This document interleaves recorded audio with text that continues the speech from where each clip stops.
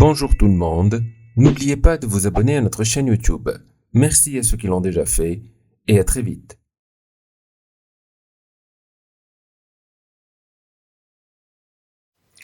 La maquette d'affichage est une représentation imprimée qui contient plusieurs planches vierges où vous allez placer vos supports graphiques. Elle sera imprimée sur un traceur où vous devez vous limiter à une hauteur de 80 cm avec une largeur extensible selon vos besoins. Vous allez créer un nouveau fichier avec les dimensions de 189 à 80 cm. Donc ici, vous devez changer en centimètres l'unité. Et ici, vous allez intégrer vos dimensions 249, c'est-à-dire 2 mètres 49 pour la largeur et 80 cm pour la hauteur. Vous vérifiez que les couleurs ici, le mode colorimétrique, c'est CMJN et vous allez créer. Donc, comme vous voyez, votre document a été créé avec les dimensions que nous avons intégrées. Nous allons maintenant aller dans la palette calque. Nous allons dénommer ce calque fond gris, puisque la couleur de notre maquette, c'est gris. Et le gris, c'est une couleur neutre qui va mettre en valeur les planches d'affichage.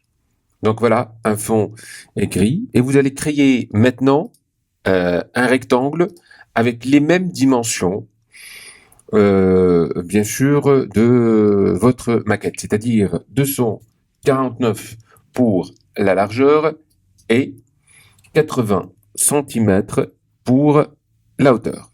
Voilà. Donc, vous allez essayer de l'ajuster convenablement, vérifier que vous allez aligner sur le plan de travail.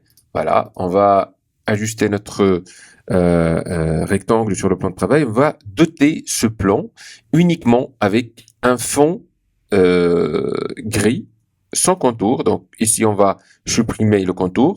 Le fond, on va choisir un fond gris de 70 en noir. Donc, voilà.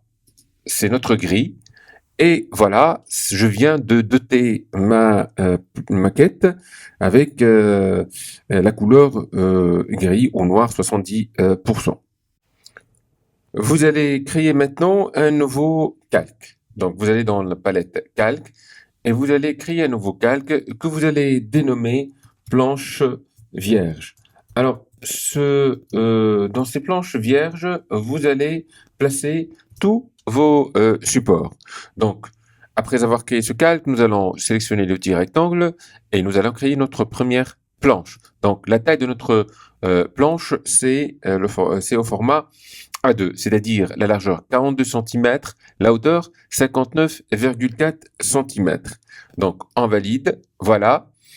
Bien sûr, ici, notre planche, elle va être dotée uniquement avec un fond blanc sans contour. Lorsque je dis un fond blanc, c'est là, ça c'est du blanc.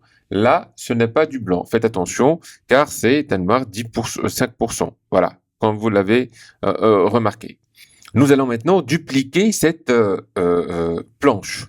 Alors, nous allons dupliquer cette planche 4 fois pour obtenir 5 planches au final. Donc, comment on va le faire? On va dans Effet, Distorsion et Transformation. Et Transformation. Ici, nous avons cette boîte de dialogue. Vous allez entrer ici dans Horizontal, 48 cm.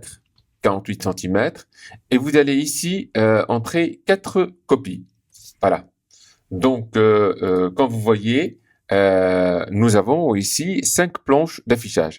Certainement, il y a beaucoup d'entre vous qui vont se poser les questions d'où on a eu cette valeur de 48 cm. En fait, c'est 42, hein, la largeur de cette planche à laquelle on a rajouté 6 cm, qui est en fait la distance qui va séparer les différentes planches. Ainsi, on obtient des gouttières de la même taille entre les différentes planches. Donc voilà, je valide OK, mais sachez très bien avec cette méthode, on peut pas sélectionner les autres planches, sauf si on va dans Objet, décomposer l'aspect. Maintenant, comme vous voyez, on vient de décomposer l'aspect, mais toutes les planches, elles sont encore associées. Donc, je vais en profiter pour assurer un alignement correct de différentes planches par rapport à ma maquette.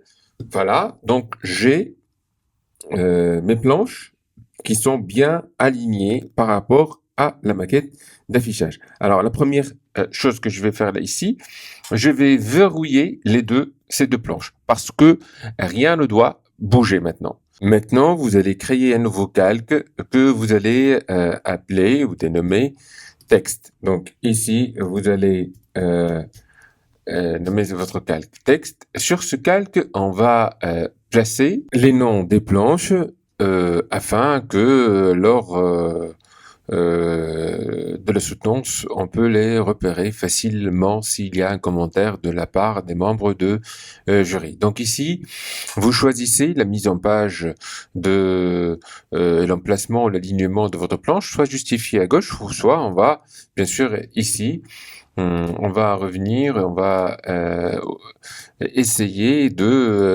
d'aligner, par exemple, les intitulés par rapport bien sûr, à notre planche d'affichage, donc au milieu. Donc, pour le faire, on va sélectionner comme ça et sélectionner notre texte et encore appuyer encore une fois sur la planche pour la fixer afin que je puisse réaliser l'alignement.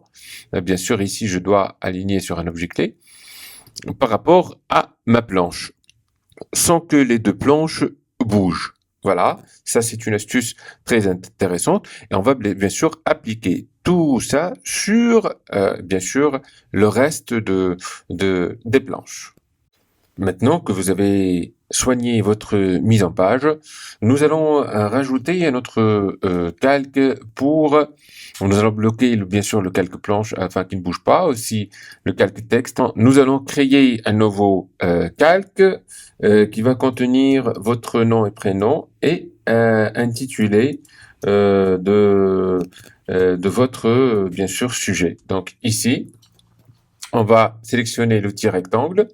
On va créer un premier rectangle pour l'intitulé. Donc, c'est 150 cm pour la largeur et 5 cm pour la hauteur. Donc, on valide.